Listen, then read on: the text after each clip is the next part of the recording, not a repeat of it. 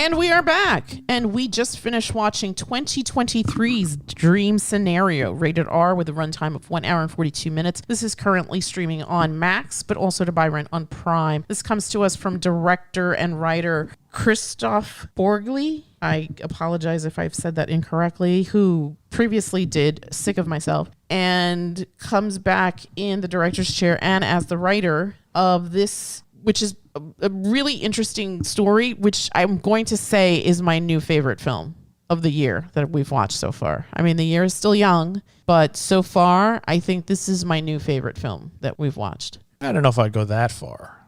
It was good. I don't know if this is like one of my favorite films of this year that we've watched. I got to be honest, I don't remember what films we've seen this year. It's terrible. I'm sure we've seen something that I like better than this. You think so? Maybe. I don't know. Like I said, I don't remember. All right. Well, as you think about that, I'll come back to you. But this is the story of Paul Matthews, Professor Paul Matthews, played by the ever entertaining Nicolas Cage. I am so happy that he never really went away, but I feel like he has really gotten some just bangers under his belt in recent years. I mean, there's still the weird, bad film in his filmography, but I think for the most part, he really churns out really interesting stories and performances on the whole. Again, this is the story of Dr. Paul Matthews, a tenured professor at a local university who is very much a geek about evolutionary, what is it?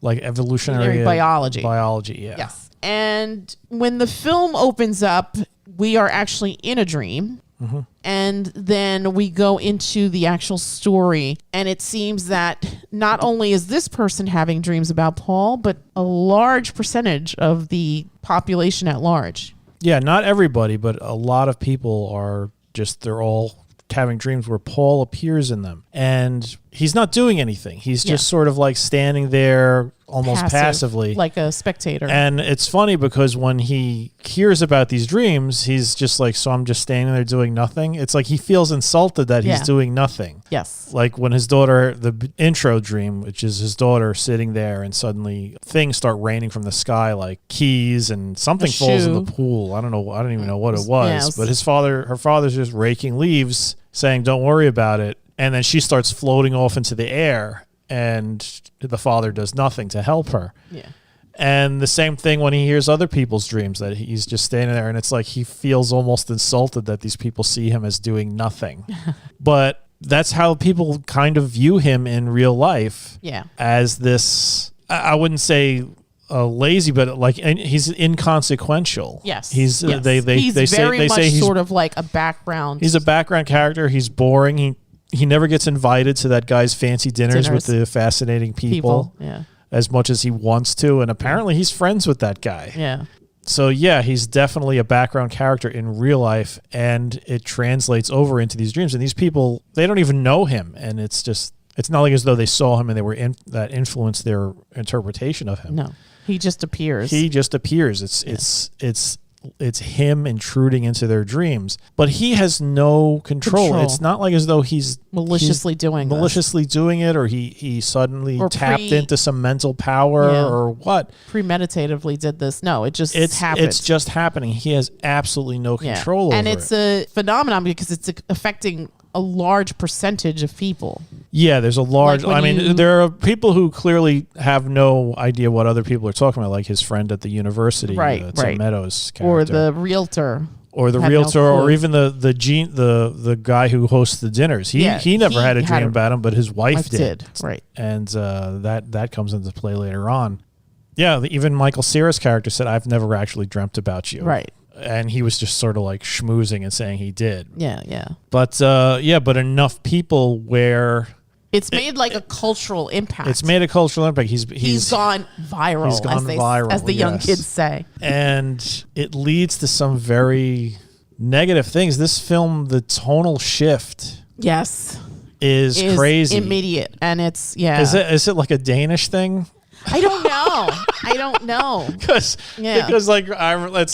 I remember Men in Chicken were thinking, it's just some like Three Stooges slapstick thing, and suddenly it's like the Island of Dr. Moreau. Yeah, and or Riders of Justice by the same director. Up in the northern part of the world, because the director is Norwegian. Yeah, they like switching it up. Yeah, and they do it really well. They do it really well, and they go hard. I mean, this movie, I feel like it's so many things. It's almost like a chameleon, because it's hard to even peg it as one particular thing. On IMDb, they have it as a comedy horror, which fair, but there's so much more going on here. There's a family drama. There's satire. There's sort of like an indictment on cancel culture and just like mob mentality. Influencers. Oh, that's a big one. A big one. Yeah,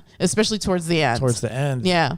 And it's such an interesting like you said, story. Mob mentality. Just what happens to him? Yeah, I feel terrible for Paul. Yeah, I do too. And the thing that's funny is like his character is he's not so likable. But he's not unlikable. He's not unlikable, but he's not really likable. You see, he has his flaws. Yes. And like if they would have played him like sort of like a bit more sympathetic, it probably would have just been really heart-wrenching. Sure. But even still, he's innocent. He's really innocent, and you feel bad for him, but you also, it's like, you don't know how would you react in that situation. And sometimes he reacts a little bit poorly, and other times it's people view his behavior as being acting poorly, but it's sometimes he just gets lumped into negativity that wasn't really his own making, like the scene at the school play. Yeah. Like that, I'm like, I don't know. Yeah, people sort of smashed the door closed, so I don't know. It wasn't really you know your what? fault. The thing with that, he pushed the thing was the door opened inward. Right. She put her hand in a spot where it was going to get hurt. Yeah. So it wasn't really his fault. No, she's the one that closed the door to keep him out. Yeah. So that's what I'm saying. Okay. I misunderstood you. That's what I mean. Like, he's getting sucked into situations that. But he is such a villain at that point that it's just like, no one can see past me, right? And everybody's. And she's creating a narrative too, right? Because she's saying stuff, but he's getting swept up into stuff because now he's notorious. He's infamous as the bad man. Yeah.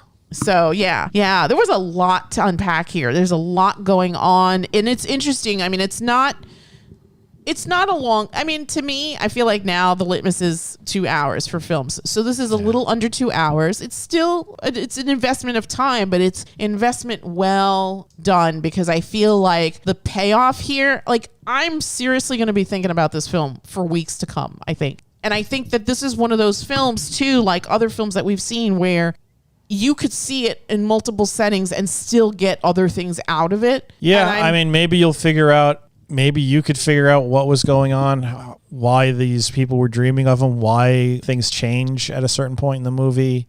There's a lot of stuff to pick at. Yeah. I mean, pick at it in a good way. Yeah.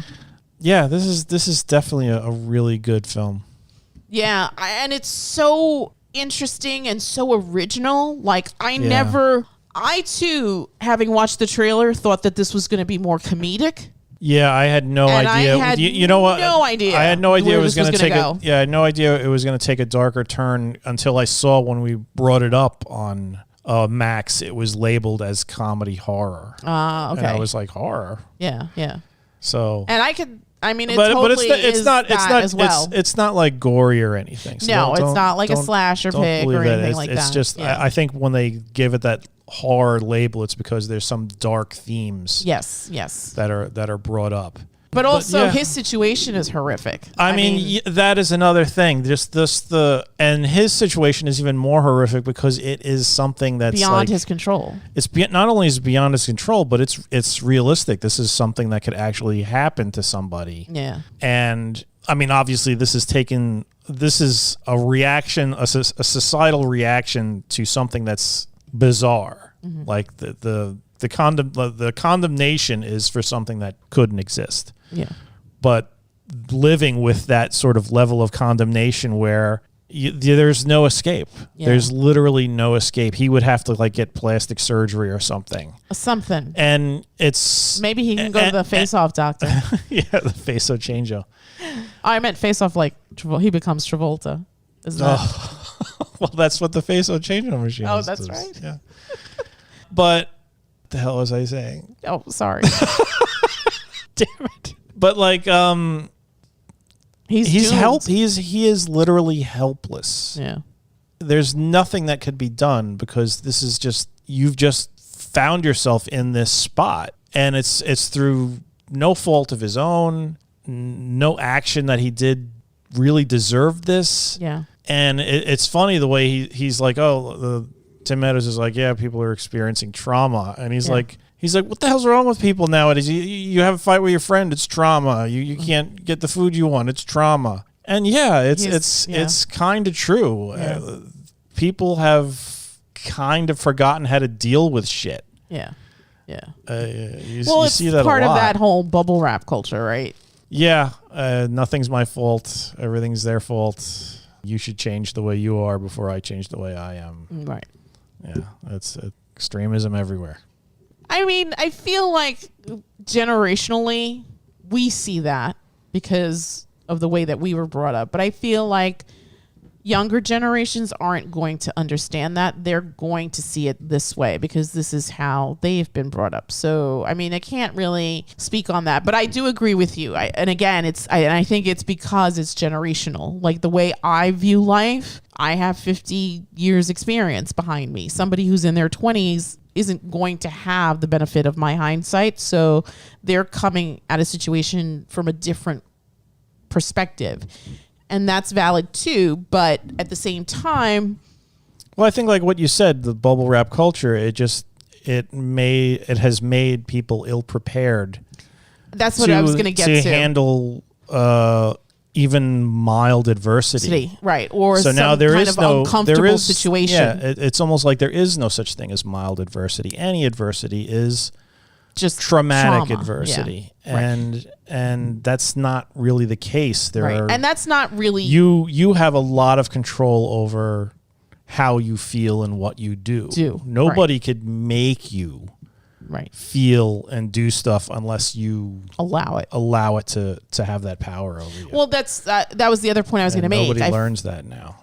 Yeah, and I think that again, a lot of it is, I guess, in this case, upbringing, because if you're not prepared, if you don't have the tools to deal with slight bumps in the road, I mean, that's kind of bad for you because that's going to hurt you in the long run. Life isn't a straight line. There's jaggedness, there's circles, there's swirls, there's all types of experiences in life, and you have to really prepare yourself for that. Yeah. Nobody's rolling out the red carpet. Right. Life, like you said, there are bumps and hills and valleys, and you will face tough times. And a lot of times, let's be honest, people are assholes. You got to learn to deal with an asshole. You're not going to change the asshole. Right. I mean, it's very rare where somebody who's an asshole suddenly comes to the realization, you know what, maybe what I'm doing is harmful. Yeah. A lot of the times, you just have to learn how to navigate that landscape, that sort of personality, that sort of person, and that's a life skill. That's a life skill, and a lot of people just don't have it. It's just, no, you're shunned. Get out of here. And well, that scene, I mean, I don't know if it's well, there's that, but then I was going to go about the one immediately after that when he's going into the parking lot and they're all standing there waiting to see his reaction. And rightly so. His property got vandalized. He has a right to be angry, but it was almost like, how dare you be angry? You leave. Yeah. And it's like, he didn't do anything. Yeah, he didn't do anything. It's all in their heads. Yeah. So I feel like we're spoiling way too much about this movie. Oh, sorry. I feel like from the get-go. It's just hard to discuss this film without discussing all of it. So, yeah.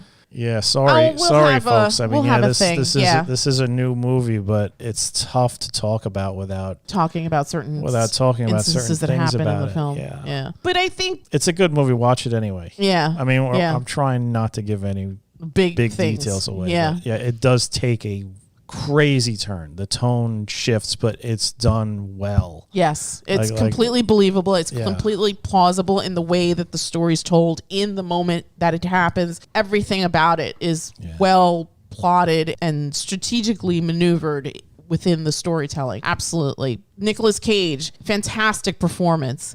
I mean, to ride that roller coaster and do it the way he does. Chef's kiss. Really well done. And you see throughout the whole thing, he's still sort of that bland loser guy who, and the thing about him is that he doesn't see himself that way. No. He does not see himself that way. He is the hero in his story, but he just doesn't have the, I guess, charisma, or he doesn't have charisma. Absolutely. He doesn't have the charisma, and he doesn't have that drive to succeed. Like he has that discussion with that woman in the beginning, and he's resentful of her because an idea he spoke to her about 30 years ago is now something that she has made a career out of, and without giving him credit. And it's like, and she says it's been 30 years since we talked to her. And he's like, well, I've written a book, and then it turns out no, I haven't written a book. Right. And the only thing like she really stole from him was that one word. Yes. And that, like, obviously 2 words, sets but him up. Yeah. But it's interesting too, because then he has a meltdown in that scene, right? So But I think that's like when everything starts like falling apart. Yeah. The other thing is when things are, let's go back to the beginning, when things are good, right? And kind of, I wanted to elaborate on something that you had said earlier. And he's still kind of like a media darling, right? And he's talking to the thoughts people. It came across, and it came across previously, but it comes across there how, like you said, he doesn't see himself in a negative light. But at the same time, so what I wanted to say is that when I was watching these scenes, it reminded me a lot of Walter White in Breaking Bad. Oh my God, I was just thinking that, because it's like he believes he should be recognized for how much of a genius he is. Yeah. And it irks him that he's not. It really irks him. And you see hints of that even in the very beginning when he's talking with his daughter about that dream, and he's just like, what? You mean I didn't do anything? Yeah. Do you really think I would do nothing? Yeah. Do you think I would do nothing? Like he was insulted by the fact that in her dream, he just stood there. Right. And I think even later on when he hears somebody else's dream, or when he's hearing the classroom kids in the dream, and he's like, so I'm just not doing it. Does anybody have a dream where I'm doing something? Yes.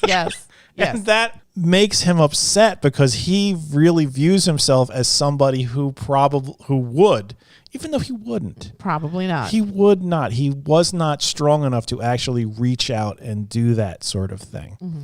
That just wasn't in his personality. Yeah. And maybe that's what kind of sparks that change. Because when he actually does do something, things start to change. Yes. Yeah.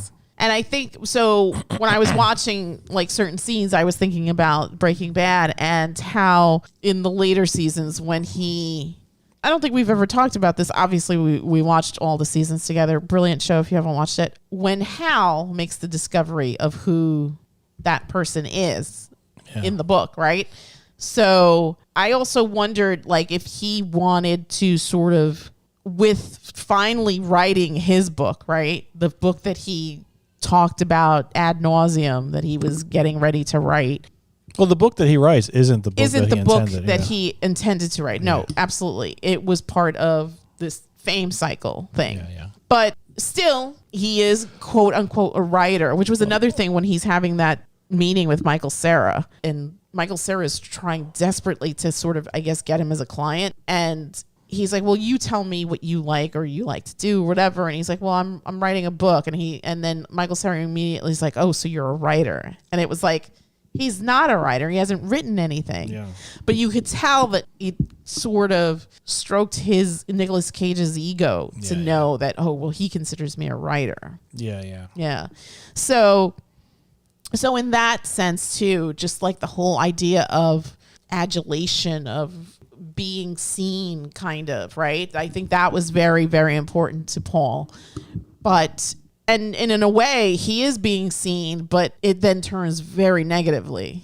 Mm-hmm. So, yeah, it was really, really well done. This is like my new favorite movie of this year, I have to say. It came out apparently last year in November. I don't think this did well, unfortunately, which is sad because I feel like these smaller films that Cage has been in have been really brilliant. Yeah. Unbearable Weight of Massive Talent is such a fun storytelling experience, but it got overshadowed by bigger movies. Pig, he's heartbreaking in Pig. Yeah. Just lovely. Also, probably didn't do big numbers. He's really good in this. Yeah. Like, amazingly so. I think we forget. I mean, I know he's won an Oscar for Leaving Las Vegas, but hasn't really gotten much love since then. But he just really amazingly well done. Amazingly well done. Actually, you know what? This isn't too bad. Well, I don't know. It doesn't tell me how much it cost to make this film, does it? No. How much did it make? So the U.S. and Canada gross is $5,742,193, which is not a lot of money. No. The gross worldwide on this is $10,814,823, but I don't know how much this movie cost. I bet you it cost more than that. Probably like 20 million or more. At least. Yeah. Yeah. I mean, this didn't look like a shoestring budget. I mean, yeah, there was limited sets and whatnot, but there were sets. There were a lot of people in it. Yeah. Not big names, obviously. Not big names. Nicolas Cage was the biggest name, but I mean, there were a lot of actors in it. Yeah. This cost more than $10 million. Yeah. But I feel like this movie, I mean, I'm guessing it had its theatrical run if it got released in November and it's now streaming on Max. But I feel like this movie will pick up on the streamer. Yeah, honestly, if more people talk about it, it's definitely the sort of film that leaves you kind of thinking and wanting to discuss it. Yeah, absolutely. I think A24's smart, good at picking up films that are like that. They don't that have make you when you're done watching it, you're just like you want to talk about it. Yeah. And that's once again I apologize for so many spoilers, but this is you really want to talk about this movie. Yeah. Just because it's so strange and seriously that shift. Yeah. The way it shifts and the way it becomes like a nightmare, a believable nightmare, even though it's such a fantastical situation. Yeah. And that's where the horror comes in. And it's like a real world horror. This isn't some supernatural beast cutting people down or some Freddy Krueger sort of thing. It's just like a real world thing. Yeah. And it sort of happens. I mean, it does happen in real life. I mean, granted, a lot of times it happens to terrible people who kind of deserve it, but I'm sure it's happened to people who didn't deserve it. On the other side too, And poor Paul did not deserve any of that. Also, shout out to Julianne Nicholson, solid character actress. I feel like she's kind of looked over, but she doesn't do a lot, I don't think, but I think when she does show up, it's always really, really just amazing work. I love watching her in films, and she was really good as Paul's wife, Janet. You kind of feel for her situation as well, but at the same time, it's like, can't you understand that this is really beyond his control? Like, he's really not to blame here. So I felt Janet was a bit harsh on him. Yeah, agreed. And maybe that came from somewhere else. Maybe she was not happy in the relationship or whatever. Maybe. I mean, like I said, his character is kind of likable, but not super likable. Well, you could see there are definite aspects of his personality that are kind of annoying. Yes. Especially that whole, it's almost like, I deserve more. Yeah. I deserve more. Like, what are you? What level of school did you finish? I'm a doctor. Yeah. That didn't come off very nice. But, I mean, at that particular point in time, he's kind of being badgered for something that's beyond his control. You could see him, anybody in that situation would be fuming, especially somebody who is as frustrated as him in his life. Right. That I guess he's just like, he's always pushed that down in himself. Sure. And now it's like it has to come out. Right. It's like a pot boiling over on the stove. Especially after he gets his little bit of fame, because he was loving that little bit of fame. Oh, for sure. Yes. Yeah. But and once that genie's out of the bottle, it's just there's no putting it Can't back. put it back in. Yeah. Also, a shout out to Lily Bird and Jessica Clement as his daughters, Sophie and Hannah. I think there was some good casting there. I felt like those two could be sisters, and they could be Julianne Nicholson's daughters. They look the part. They definitely, the age differences, they acted their ages. Mm-hmm. I felt the older daughter was kind of hard on her pop. Yeah. But most older teenage girls are. A little surly. What did you think of Sheila, the plagiarizer? Aside from that one word, I don't feel she was guilty of any kind of plagiarism. Okay. If somebody talks to you about something and they do nothing with it for 30 years, right, and then you, after having a career in certain things, you decide, you know what, that was an interesting idea, maybe I'll pursue it. Mm-hmm. That is, to me, is not plagiarism in any way. And I doubt she would have used that word if he hadn't brought it up at their little dinner meeting. Yes. So that, I think she probably just shoved that in there as a, this guy's an asshole. I'm just gonna use that to piss him off. What did you think of the Claire character?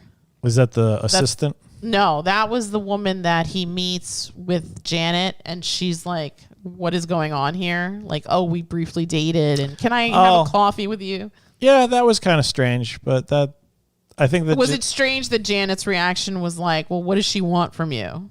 Not really. No? But it was... it just shows you more of how kind of meek Paul was, because he couldn't really even say no to her or anything like that. It would just be sort of a normal meeting like that would just sort of be like, oh, nice to see you again. Yeah. I hope it was good seeing you. And then you leave. Mm-hmm. But no, he ends up getting roped into giving her his phone number and having lunch with her, and his wife standing right there. Right. It's that was just... It just further showed that he was not the type of guy to sort of take charge of a situation and just extricate himself from that.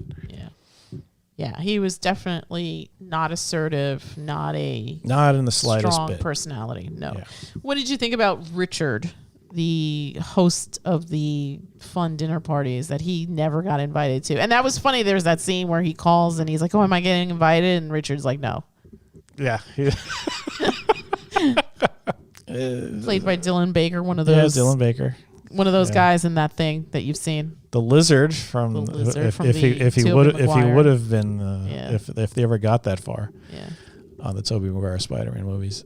Also, just a good, solid character actor. I feel. Yeah. No, he was the snooty intellectual guy who had his fancy dinners, and it's sort of once again further illustrated Paul's just lack of appeal. Yeah. Which made it even more bizarre that he's the guy that's appearing in everybody's dreams. Right. Dylan Baker, good performance, but all of these characters are basically just tools with which to show you that Paul is a loser. Yeah. We don't delve too much in the lives or the personalities of the other characters. This is Paul's film. Movie. Yeah. And but they do add to the tapestry of the storytelling experience, and again, just really interesting to watch. There's so many layers and just little things here that seem like if I watch this again, I would have something new to bring to conversation. So I think because of that, this is why I'm saying that this is now my new favorite film, because this is not a film that you can pigeonhole. Yes, there are comedic elements. Yes, there are horror elements. but not your typical comedy, right? And not your typical horror. This really defies categorization to me. And that's why I think I love it so much right now. Mm-hmm. I am going to give this film a 9. I'll give it an 8. Okay. Fair enough. Yeah, I think if you have Max, run, don't walk, and check out 2023's Dream Scenario. Unfortunately, this didn't do the numbers at the box office, but once again, like you mentioned, A24 bringing us just amazing entertainment, amazing storytelling. This, again, the story here, like, how do you even pitch this? How do you even pitch this film? But it got made, and rightly so, and the director did a bang-up job across the board as the writer and as the director of this piece. Just, I love it. I love it. I can't say enough good things about it. I'm going to start talking about it at work and telling everybody to go see it. All right. All right. So with that, we will bid you all good night. But before we do, again, go check out A24's Dream Scenario, currently streaming on Max. You won't regret it. Before we wrap up, I just want to take a second and say a huge, huge, huge thank you to my Covenant House Sleep Out donors. We, as a group, exceeded our goal. I, as a fundraiser, exceeded my goal, and I'm just incredibly touched and in awe of my lovely friends and donors who gave to me. So I want to give a shout out at this moment to Marsha and Stacey and Jamie and Angie and Alex and the Ferriers and KT and Deanna and Terry and Scott W and Nancy and Rashema and Naz and Shay and Margot and Jack M and Veli. Thank you so much from the bottom of my heart. It means so much to me. And if you don't know what Covenant House is a wonderful organization that provides essential services to young people who are at risk and just need a helping hand to live and thrive and survive. Again, a big, huge shout out of gratitude to my donors. I'm so humbled and want to extend a huge thank you for your generosity. And with that, we bid you all a good night. Good night.